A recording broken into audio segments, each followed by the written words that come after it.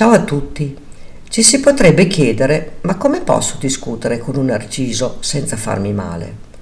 In questo caso, il narcisista in questione potrebbe essere chiunque, come il proprio datore di lavoro, un familiare, un amico, un collega, un partner. Purtroppo nella vita tutti noi abbiamo un narciso con cui dobbiamo fare i conti. Da fare presente che gli individui con personalità narcisistica si comportano spesso e volentieri da vittime e sono scorbutiche, arroganti, prepotenti, permalose, violente, sadiche e brutali. Per quanto riguarda il vittimismo cronico, puoi approfondire l'argomento e visionare il mio video Narcisista e mentalità da vittima, come gestirlo, dove spiego come il narcisista utilizza la mentalità da vittima per manipolare chiunque e così ottenere ciò che desidera. Gestire un narciso che fa la vittima non è affatto semplice, ma esistono diverse strategie per rimetterlo al suo posto.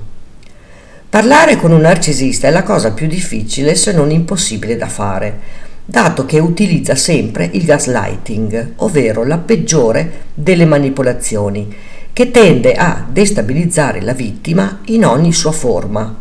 Come? Non è mai accaduto. Tu sei pazza. Ti stai inventando tutto e tanto altro ancora. E ovviamente la colpa ricadrà sempre sugli altri.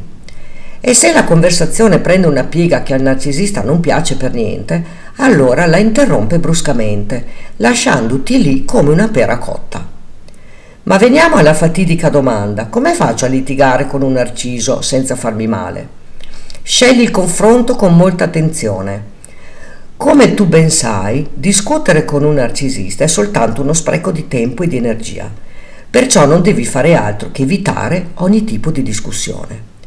Tuttavia devi stabilire quali sono gli scontri che ti senti preparata ad affrontare e quali ne vale la pena, come ad esempio per i figli, per il lavoro, per i soldi. La decisione spetta solo a te. Devi mantenere un tono di voce pacato e non smettere di guardarlo negli occhi. D'altronde non dimenticare che hai a che fare con un bambino capriccioso e insolente. Durante la discussione non devi né giustificarti né difenderti. Hai comunque davanti a te un personaggio che altera la realtà, quindi non sprecare il tuo tempo più del necessario.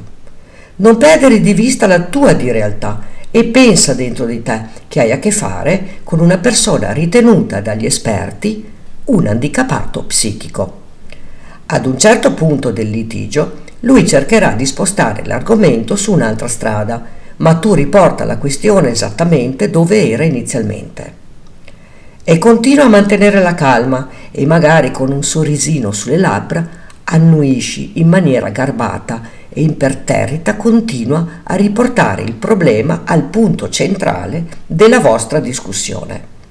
In questo modo farai perdere le staffe al narciso e così capirai che tu non stai cadendo nella sua trappola mentale. Il narcisista è solito riportare a galla vecchi rancori. Lo faceva anche il mio ex partner Narciso, anche di parecchi anni addietro. Ma tu non ascoltare e al limite rispondi: ah sì, scusa, ma non mi ricordo, è trascorso troppo tempo. E subito dopo riportalo nel presente.